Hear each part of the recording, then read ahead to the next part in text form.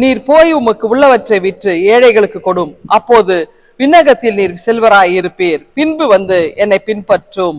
Mark 10:21. இந்த Lent காலங்கள் துவங்கிருச்சு. நாம நிறைய ஜெபங்கள், அடுத்து வந்து திருமறை வாசிப்பு, ஆண்டவருடைய வார்த்தை கேட்கிறோம்.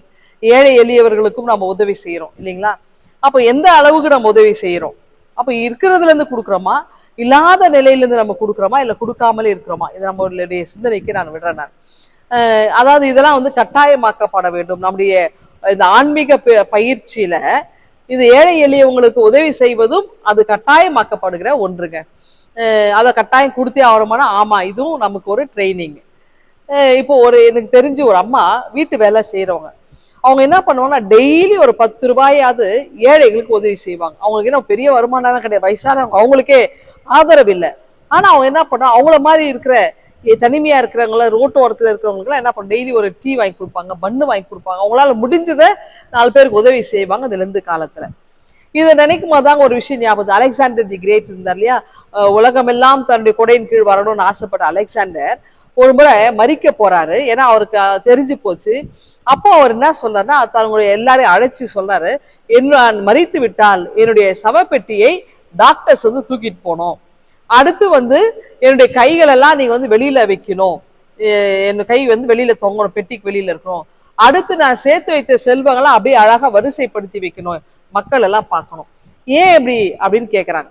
அப்போ அவர் சொல்றாரு, அதாவது மருத்துவர்களால கூட குணப்படுத்த முடியாது, அப்போ அதுக்கு மேல ஒரு சக்தி இருக்குது, அதை வந்து ஜனங்க புரியணும். அதனால டாக்டர்ஸ் என் பெட்டியை தூக்கிட்டு போனோம்.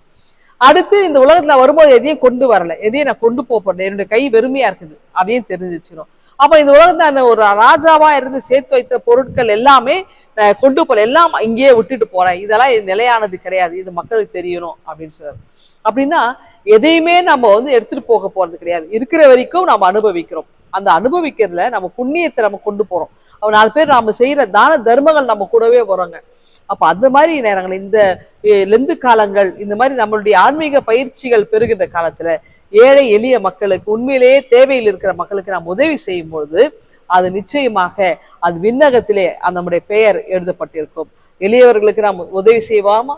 ஆண்டவர் இதைதான் சொல்கிறார், உனக்கு உண்டானவைகளை விற்று ஏழைகளுக்கு கொடு, தரித்திரர் அல்ல ஏழைகளுக்கு கொடு, அதுக்கப்புறம் என்னை பின்பற்றி வா அப்படின்னு சொல்றார். அப்போ நமக்கு நிறைய இருந்துச்சுன்னா அதுல இருந்து ஏழைகளுக்கு நாம் மனதார கொடுத்துட்டு சந்தோஷமா அதை கொடுக்கும்போது நம்முடைய பெயர் விண்ணகத்தில் எழுதப்பட்டிருக்கும். இந்த சிந்தனையோடு இந்த நாளை துவங்குங்கள். ஆண்டவர்களை ஆசீர்வதிப்பாராக. ஆமென். எங்கள் அன்பின் ஆண்டவரே, இதனால எங்களுக்கு ஆசீர்வாதமாய் அமைய கிருபை தார். மீட்பரை ஜெபிக்கிறோம் எங்கள் அன்பின் கடவுளே. ஆமென்.